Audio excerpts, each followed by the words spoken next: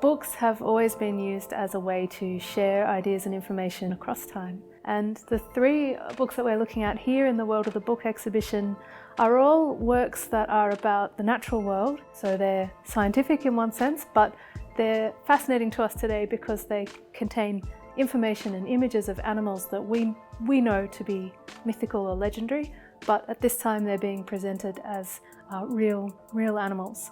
And the reason for that is not because people were more gullible in the past, but because in the past people were often recording information that they'd received by word of mouth.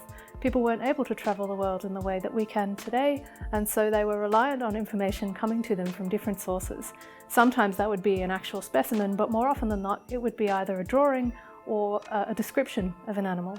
And here in these books we see three wonderfully mythical creatures.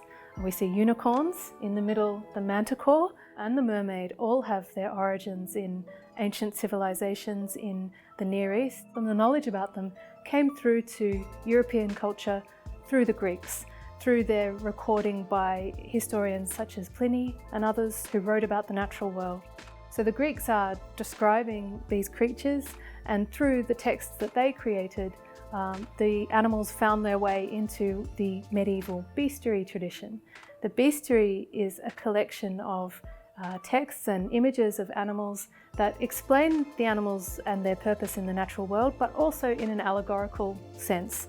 They give meaning to these creatures within a Christian framework. So, for instance, the mermaid is often depicted with a mirror and a comb, admiring herself, combing her long hair.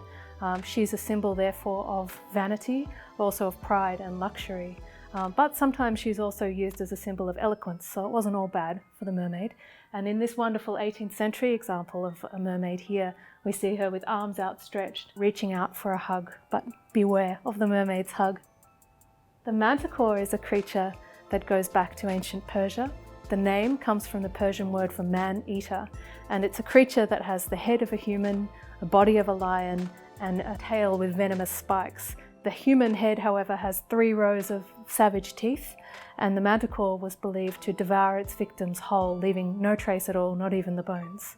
This example here from a mid-17th century book by Edward Topsell, an English clergyman, shows the manticore with a very well-groomed coiffure and beard, probably quite familiar to gentlemen's grooming trends of today.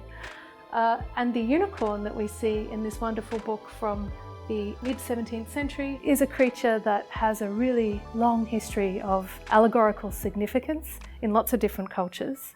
In Christianity, it becomes a symbol of Christ, and the imagery of the unicorn with its head in the lap of a virgin, it was believed that only a virgin could capture a unicorn, becomes an important allegory of the Virgin Mary and her mystical marriage with Christ, her son.